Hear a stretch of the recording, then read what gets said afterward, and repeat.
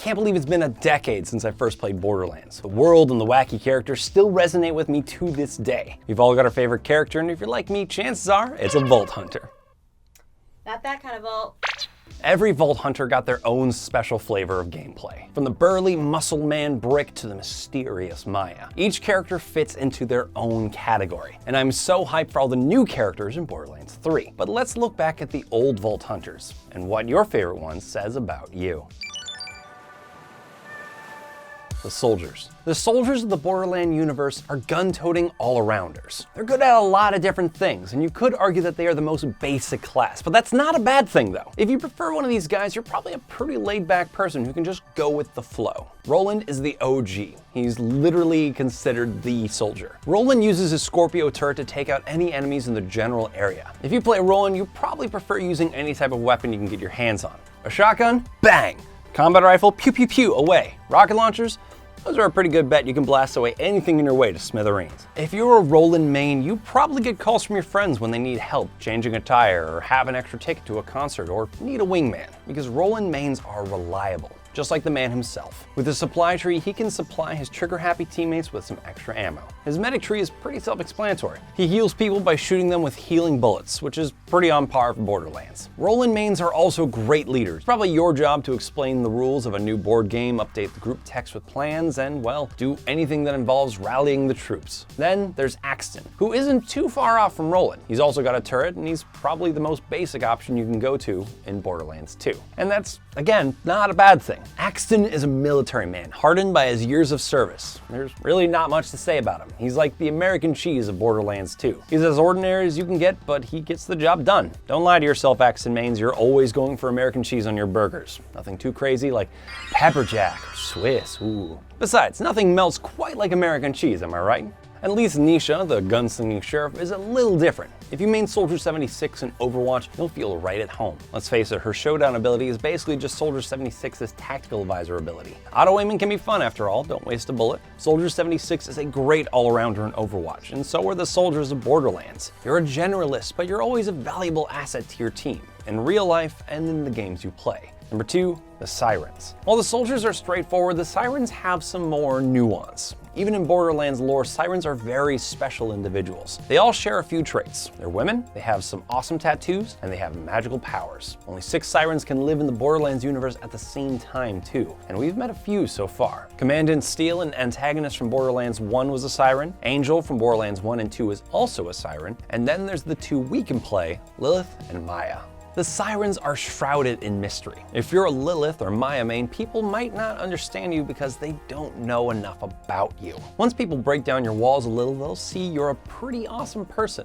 Sirens, you're 1 in a million type. Well, I guess if we're talking about the Borderlands universe, and that's like 1 in a trillion? Either way, you stand out in a crowd. Take Lilith, for example. On the surface, she's a badass femme fatale, but deep down, she's a goofy, fun-loving gal who happens to also be able to manipulate space and time. You see both sides of her throughout your Borderlands journeys. If you're a Lilith main, you've got a taste for something different. Her phase walk ability is proof of her mystical siren powers. I mean, she literally tears up space and time with her hands. So yeah, she's a little intimidating, but she's also a lot of fun. If you're a Lilith main, you might be that witchy friend who somehow, without even asking, knows all of her friend's astrological charts, but only uses her knowledge for good. Or you might be the friend who flies under the radar by phase walking or otherwise most of the time, only to explode onto the scene when the moment is right. Maya players and Lilith players are similar. If you played Lilith in Borderlands 1, there's a good chance you played Maya in Borderlands 2. This blue-haired siren mixes things up a bit with her new power, Phase Lock. You can trap enemies in a bubble and blast away as they wallow in their misery. Maya mains are fun-loving and laid back with a taste for something different until you cross them, at which point they'll just kick your ass. In short, Siren mains, be it Maya or Lilith, are special, unique people. They yearn to be far from the maddening crowd unless it's on their own terms. The Bruisers. The Borderlands universe has its fair share of meatheads. These big, burly bruisers are folks that can crush someone with a flick of their finger while taking a major beating themselves. Are you a Brick main? He's like the Arnold Schwarzenegger of the Borderlands bruisers. If you're a Brick main, you're the type of person who likes to get up close and personal. You aren't afraid of anyone, and you got the physique to back it up. You might consider yourself a fitness junkie too. Your life is all about the gains, and you love pumping iron. Brick is a master of face-to-face, hand-to-hand, and hand-to-face combat. If you played him, you like to wreak some havoc. Brick's berserker ability allows you to mash bad guys into a bloody pulp. If you're a Brick main, anyone fool enough to come after you would probably get laid out like that dude who tried to take down Arnold with a flying kick. Not a good look. If you advance on the brawler tree, your melee abilities only get stronger. Brick mains might not be traditional FPS players. Sometimes you just need to get things done by running headfirst into the fray using your fists as a battering ram. Borderlands has a lot of guns, but who needs them anyways? I know Borderlands without guns sounds wild, but Krieg is even wilder. He's totally unhinged, and it takes someone with very unique playstyle to embrace him. Krieg thrives when he's damaged and near dead, which means if you're a Krieg main, you're a big risk taker yourself. Big risk, big reward. Just be careful because sometimes that risk-taking attitude can get you into some trouble. You need that little voice in your head that's trying to talk you out of things. Unfortunately, it's hard to hear over the other voices in your head. If you know a Krieg main in real life, keep them away from the blackjack table. Athena might not be as swole as these last two, but she makes up for it with her ability to tank. With her awesome shield, she's an unshakable defensive powerhouse. Athena players are more reserved than their Krieg and Brick counterparts, but they're still a force to be reckoned with. Oh, and they're also big Captain America fans. Captain America is a badass that doesn't stop fighting, and so are you. And yeah, Athena's got her own shield that she can bash baddies with. She's like the Cap to Brick's Hulk. Athena's also more calm and collected. She's stoic, cool-headed, but definitely a badass. In Greek mythology, Athena is the goddess of wisdom, and she's also often depicted as a warrior goddess armed with a shield and spear. As an Athena main, you're the voice of reason, but you're not afraid to crack a few skulls if you need to. So we've got fists and we got shields, but Salvador is all about guns, and oh yeah, more guns. Still, he's a stocky Pandoran that has enough weight behind him to call him a bruiser. One of his trees is called Brawn, and it gives him buffs like faster movement speed and regenerating health. With his gunzerking ability, he can dual wield 2 weapons of any type, including 2 rocket launchers. Like Krieg and Brick, he's a bit bananas. His past crimes include cannibalism, public indecency, profanity, manslaughter, and more. Now, I'm not calling you Salvador mains criminals, but you are intense. Yeah, let's go with that. Intense individuals. You're the biggest badasses this side of town. No one who messes with you gets away with it. Just whatever you do, don't get into an argument with a Salvador main about which is the best John Wick movie.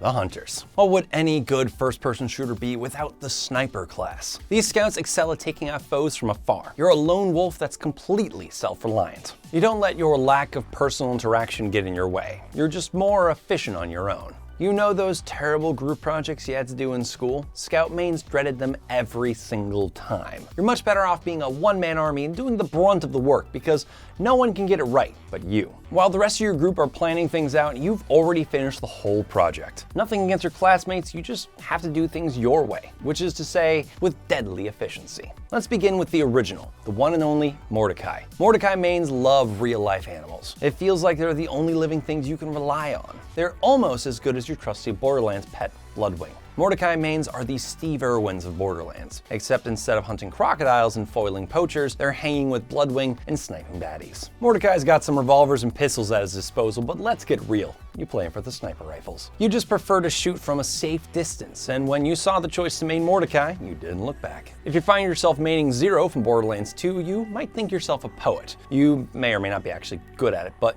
look, Zero's impressive ability to speak in haiku on demand is a talent no one should overlook. In grade school, you probably really enjoyed writing haikus. So here's a haiku about Zero for you Zero mains.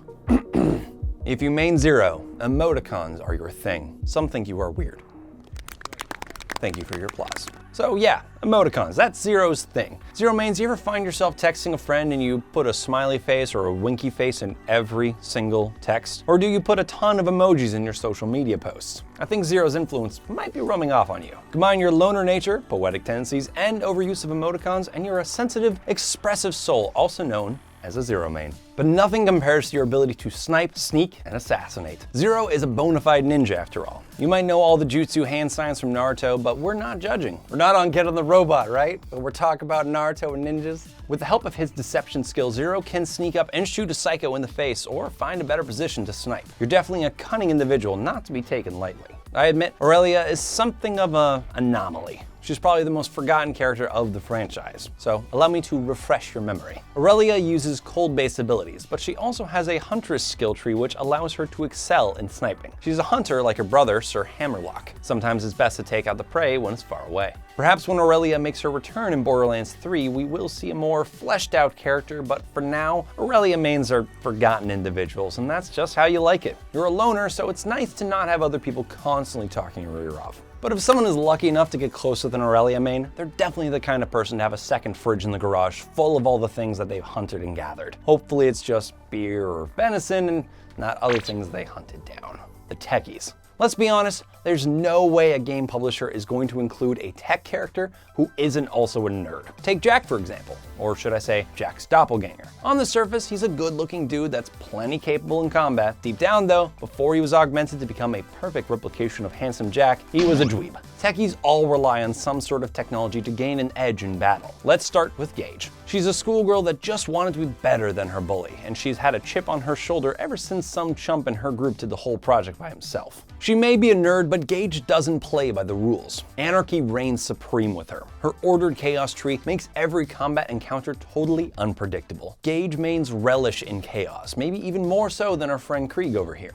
But Gaige has her own project to rely on in combat, her best friend, Deathtrap. If you're a Gaige main, you probably find technology to be your safe haven. Coding, experimenting, tinkering with gadgets, that's all stuff you like to do. Your number one goal in life is to dominate the competition in BattleBots. You're also definitely one of those people who also thanks Siri after using her. Guilty. Make no mistake, just because Gaige pals around with Deathtrap doesn't mean she can't handle herself. She can spec for some brutal elemental damage and cause a little bit of chaos on her own. Instead of a robo-buddy, Jack the doppelganger relies on clones of himself to fight. Jack mains are highly independent individuals, but they're kind of egomaniacs. Anyone who has the moxie to main Jack might like themselves a little too much. And that's totally fine, because Jack earns all the self-praise. With two clones that blast their lasers at any psycho crazy enough to run into their sights, nothing can stop you. Still, sometimes you give yourself a few too many pats on the back, but no hate. Jack mains probably post enough selfies to be a bona fide influencer, but they weren't always so popular. Like I mentioned, this doppelganger was a little meeker in his youth. He was a far cry from cocky, handsome Jack. Originally, he just wanted to pay off his student loans, so he took the body double job. Yet you Jack mains are so dedicated that you shelled out a few bucks to download Jack as a DLC character back in the day, right?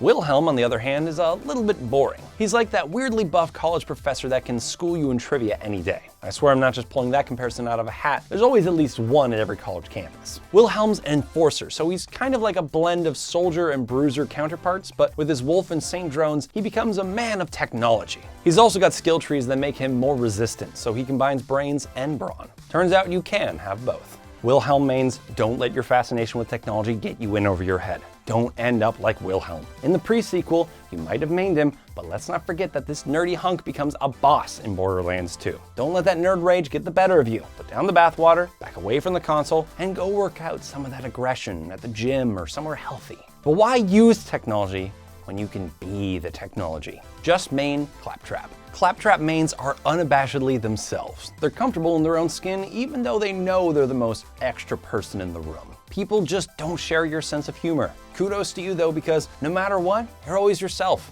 even if it does drive the rest of us crazy. Claptrap mains unironically love C-3PO and don't find him annoying at all. In fact, Claptrap mains have a very high tolerance for all things annoying, and might be a little annoying themselves. Claptrap's VoltHunter.exe ability itself is annoying. Using this ability means you never know what you're going to get. You might drop a huge bomb that can totally backfire on you, or you might unload every single bullet in your gun with one trigger pull. But that's why we love you, Claptrap mains. You're unpredictable. And the best part about being a Claptrap main, you love yourself too. So, who do you main in the Borderlands universe? And who are you going to play in Borderlands 3? Moze, Amara, Zane, or Flak? Whoever your main is, all players are always welcome here. If your trigger finger is itching for more Borderlands, then take a look at our Borderlands timeline. Also be sure to subscribe to The Leaderboard. I've been your host, Kyle, and thanks for watching.